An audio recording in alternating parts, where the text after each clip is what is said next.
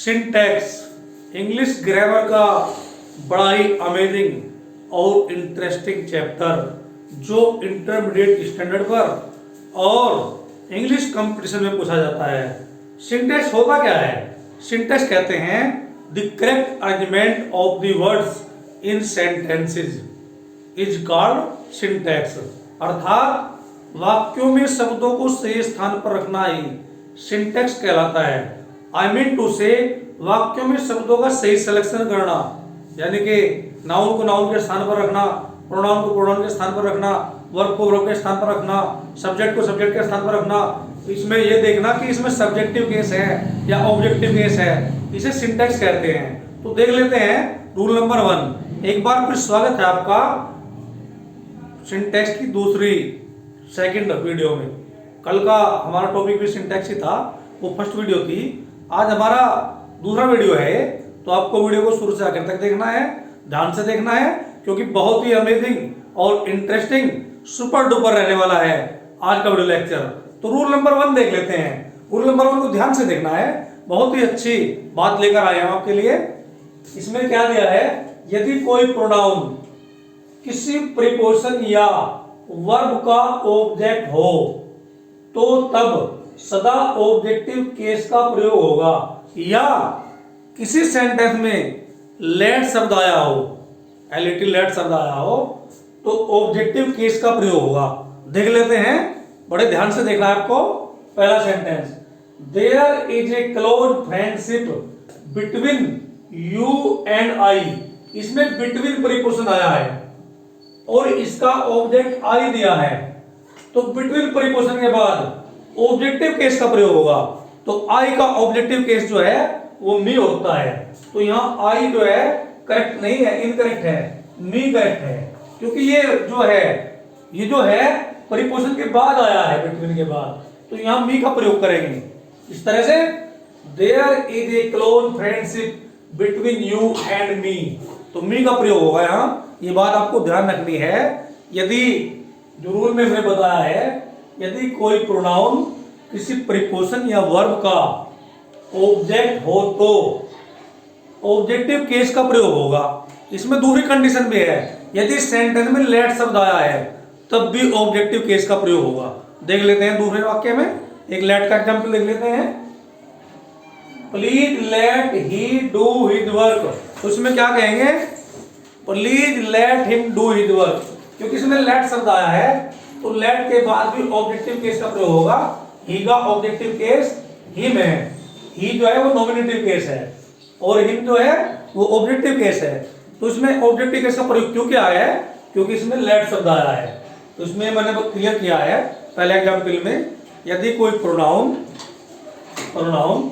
Preposition या verb का object है या वाक्य में लेट शब्द आया है तो ऑब्जेक्टिव केस का प्रयोग होगा, नॉमिनेटिव केस का प्रयोग नहीं होगा। ये बात आपको ध्यान रखनी है। एक एग्जांपल और दे लेते हैं। Let you and she go to Delhi, क्योंकि इसमें लेट शब्द आया है इसलिए क्या प्रयोग करेंगे? Let you and her go to Delhi. तो सी के स्थान पर इसका ऑब्जेक्टिव केस हर का प्रयोग करेंगे, क्योंकि इसमें लेट शब्द शुरू में आया है। तो लेट के बाद ऑब्जेक्टिव केस का प्रयोग करते हैं, नॉमिनेटिव केस का प्रयोग नहीं करते हैं। आप देखते हैं रूल नंबर 1, बड़ा ही इंटरेस्टिंग और अमेजिंग रहने वाला आज वीडियो लेक्चर, आपको शुरू से आखिर तक देखना है। देख लेते हैं दूसरा सेंटेंस, दूसरा रूल देखते हैं पहले। Rule number 2, verb to be. Verb to be जैसे कि आप जानते हैं टू बी के अंडर में आते हैं is, am, are, was, were, will be, shall be. Verb to be is, am, are, was, were का कंप्लीमेंट नॉमिनेटिव केस में प्रयोग होगा, ऑब्जेक्टिव केस में नहीं। ये ध्यान से देखना आपको, बड़ा ही इंटरेस्टिंग और बड़ा ही अमेजिंग सुपर डुपर रहने वाला है आज का वीडियो। देखिए, it was her who gave me this book. It was she, क्योंकि इसमें वो जो है वो वर्ब टू बी है, तो वर्ब टू के बाद नॉमिनेटिव केस का प्रयोग करेंगे। हर का नॉमिनेटिव केस सी है। It was see who gave me this book. इस बात का ध्यान रखना आपको। अगला सेंटेंस देखते हैं। It was him whom you love। It was he, him का नॉमिनेटिव केस ही, क्योंकि sorry it is him, it is him whom you love, यहाँ क्या कहेंगे, इट इज ही, क्योंकि इज टू बी है, टू बी के बाद नॉमिनेटिव केस का प्रयोग करेंगे, it is he whom you love।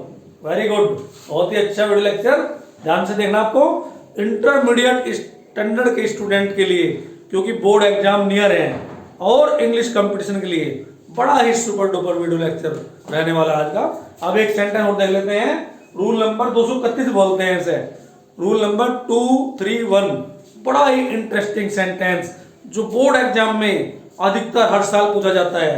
इसे ध्यान से देखना आपको, इसमें क्या करना आपको, यदि एक ही सेंटेंस में तीनों पर्सन दिए गए हैं, second person, third person, first person, तो आपको किस तरह रखना है सेंटेंस को, आपको उसे रूल नंबर 231 से बढ़ाना, रूल नंबर 231 से बढ़ाना, सेकंड पर्सन को पहले लेकर आएंगे, थर्ड पर्सन को दूसरे नंबर पर लेकर आएंगे और फर्स्ट पर्सन को लास्ट में लेकर आएंगे। बड़ा ही इंटरेस्टिंग सेंटेंस, देखिए ध्यान से, he, you and I are friends, क्योंकि इसमें यू जो है वो सेकंड पर्सन है और ही जो है वो थर्ड पर्सन है और आई जो है फर्स्ट पर्सन है। अब इसे 231 में लगा दीजिए आप, यू, ही एंड आई, अब देखिए 231 हो गया, 231 हो गया, आर फ्रेंड्स। तो मेरे कहने का मतलब, यदि किसी सेंटेंस में तीनों पर्सन साथ साथ दिए हैं तो सबसे पहले सेकंड पर्सन रखते हैं, फिर थर्ड पर्सन रखते हैं, उसके बाद लास्ट में फर्स्ट पर्सन रखते हैं। इस तरह से हो गया रूलिंग नंबर 231, रूल नंबर 231। तो डियर स्टूडेंट, किसी भी तरह की जानकारी के लिए, चाहे आप स्पोकन करना चाहते हैं, चाहे आप ग्रुप डिस्कशन करना चाहते हैं, चाहे आप डीप ग्रामर सीखना चाहते हैं, चाहे आप ग्रामर सीखना चाहते हैं, चाहे आप लिटरेचर सीखना चाहते हैं, आई मीन टू से इंग्लिश की हर परेशानी के लिए हमारे चैनल को लाइक करें, सब्सक्राइब करें और बेल आइकन दबाने बोलें। That's all for the day. Have a very very nice day.